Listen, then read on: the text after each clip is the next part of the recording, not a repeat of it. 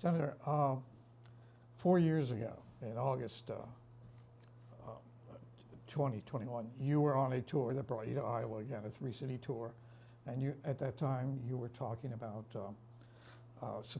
getting public support for the bipartisan infrastructure bill. You also talked about the American Rescue Act. This was up in Cedar Rapids. Now, 4 years later, it's a very different topic. It was more hopeful then, it's not at the moment. What do you feel changed in that 4 years to sort of enable this, or what failed to change to enable this sort of oligarchic attempt to seize power? I mean, because the wealth was already there. Citizens United is 2010. Go ahead, please. I think the tragedy of our time is that the Democratic Party, over a period of years, turned its backs on working families. And if we understand that 60% of our people live in paycheck to paycheck, you got a housing crisis, you got a healthcare crisis, you got a climate crisis, you got a child care crisis, an educational crisis. You know, we can blame Republicans, but would be unfair to just blame Republicans. They play their role, to be sure.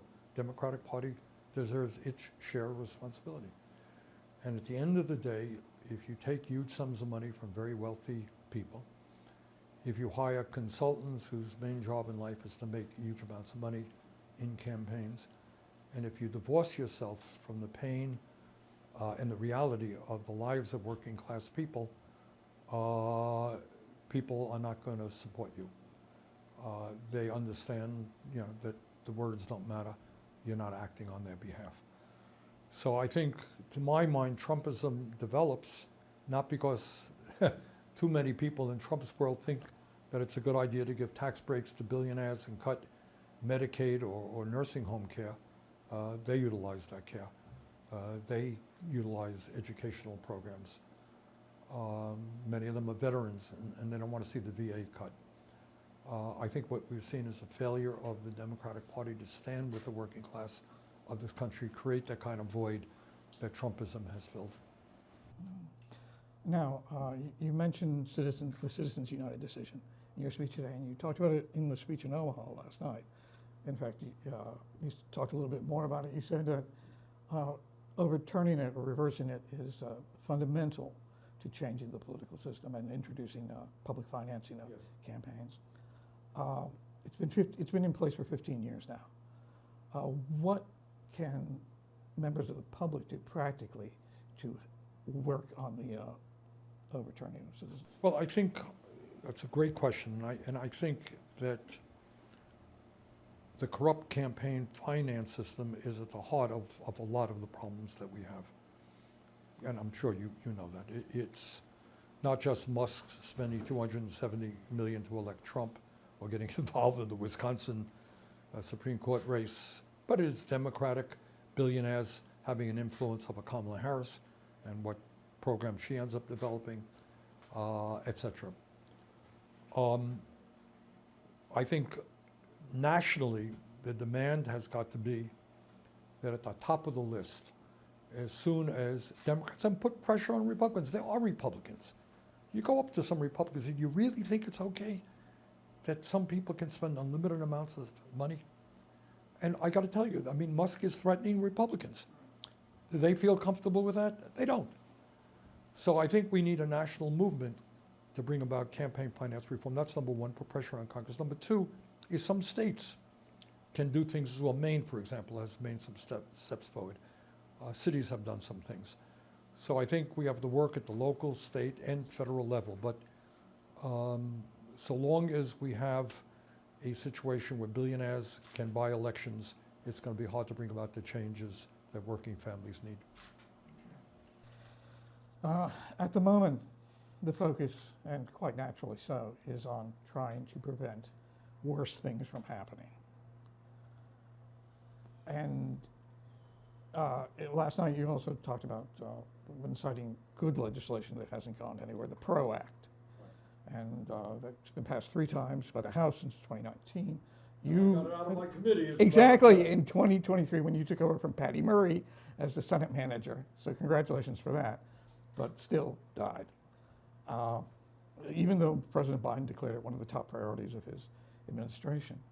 What do you see as either a potential piece of legislation that would make a notable improvement at the moment that public pressure, organized public pressure could help bring about? I don't think it's just one, but I will tell you, I don't know why, and I do know why, but I have always felt very strongly about the issue of healthcare, among many other issues, obviously.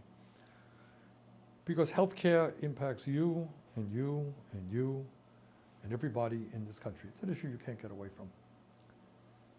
And I remember, with tears in my eyes, there's a program on, you can get it on YouTube, and it's called, forget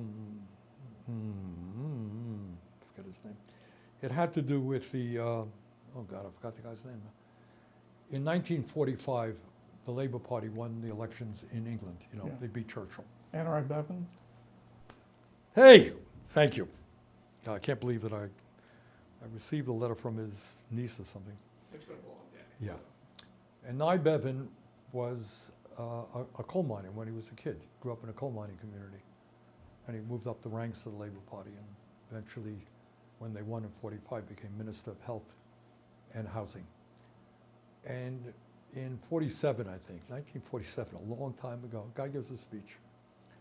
And he says, on a certain day, I don't remember what it was, in 1948, on that day, everybody in the United Kingdom will be able to go into a doctor's office, go to the hospital, and not worry about the cost. It will be free, no out-of-pocket expense. And I cried in hearing that. Do you know what that means to people? You know what it means? That's what he said.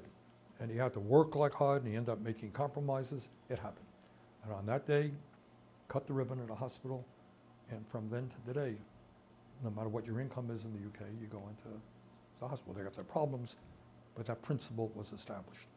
And that was a huge principle forward for human civilization, that healthcare is a human right. And obviously, all over Europe, Canada, that exists.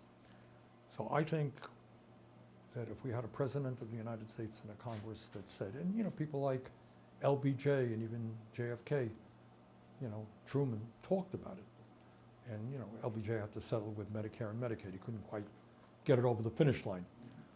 But if you had a president who says, on a certain day, put your wallet aside, you're not going to have to worry about it.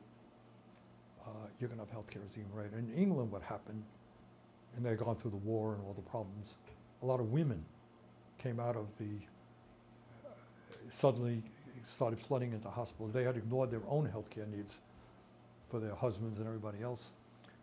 They had denture factories working 24 hours a day, 7 days a week. People had no teeth. They started producing teeth. You know, but so to me, I mean, we've got to do so many things.